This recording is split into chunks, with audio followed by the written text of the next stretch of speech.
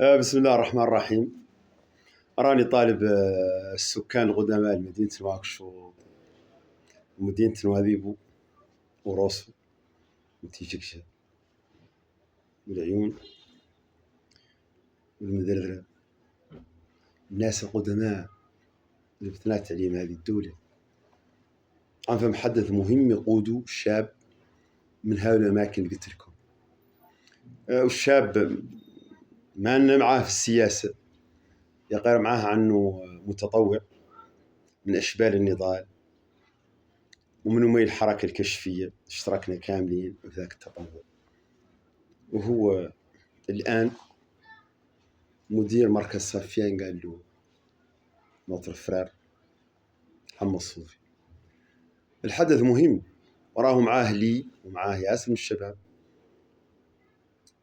في مبادرة مضبوطة الناس كاملة متوجهة لها، يقودها وزير العدل اللي هي يد بيد بعد عدة مهرجانات ظاهر لي عنه، ومن قاعد قريش عن جمعة الجاية له يعدلوا حدث في دار النعيم. أولا قايل له دار النعيم كاملين يسوى، منهم اللي معاه واللي ما هم معاه، عنهم لا يصنتوا ذاك اللي تقول ذيك الجماعة المتحركة في الولاية الشمالية بصفة عامة يدور كان مخصص ذا الحدث. ذا الحدث هذا يعني يعدل في استاد دار النعيم. نحن هذا اللي ما لنا معه ولا لنا مع جماعة يد بيد ولا مارسوا السياسة، وقد مارسناها في الآونة الأخيرة مع ترشح رئيس الجمهورية. لا ينحضروا لا ينصنتوا اللي يقولوا الناس. ونقول الناس كامل اللي فرق تبقي السلم دهلي وتبقي الشم تعدل، تبقي الوحدة الوطنية. تم تعرف عن المهرجانات ما هي مديورة للناس اللي فات قنعتها الفكرة، مديورة للناس الثانية اللي ما تعرف الناس عن قرب ولا قد سمعت كلامهم ولا قد جابرت مع خلقهم. أن يلا يجوا الاستاد دار النعيم ويحضروا الحدث، ويلا اللي من خلال ذاك ونعرف عنهم لا يعدلوها أصحاب المبادرة والجمعيات المنطوية تحت يد بيد، تحالف يد بيد. يلا موجود عندهم توعية وتحسيس ذاك النهار وذو نهارات كاملة في توصيل فكرة ذا اللي واحدين فيه سياسيا واجتماعيا.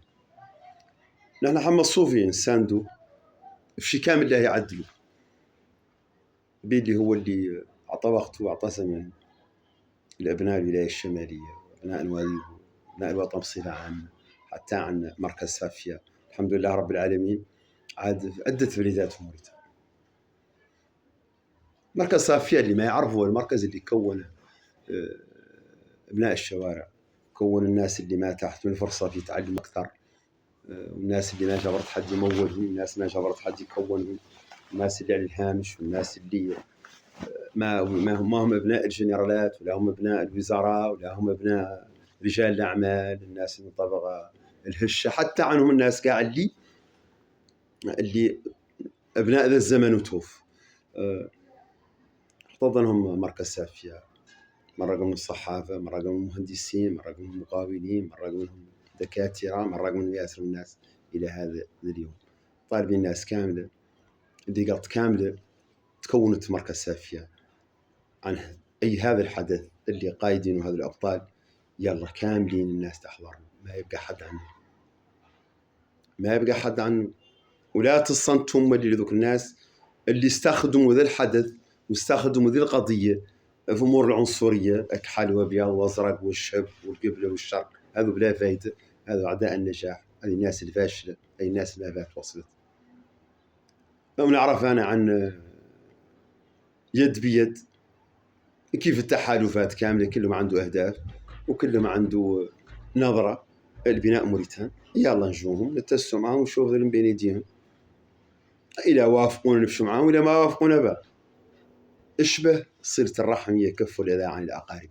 وأنا شخصيا عبد الله السالم الديالي طالب الناس كاملة، أي حد منهم شاف حمول الصوفي في شيء، والله شاف لي في شيء، والله فيه الشاب والسويدات اللي يمكن له كل التقدير والاحترام، أي حد من السويدات في شيء يلا الناس تمشي معه.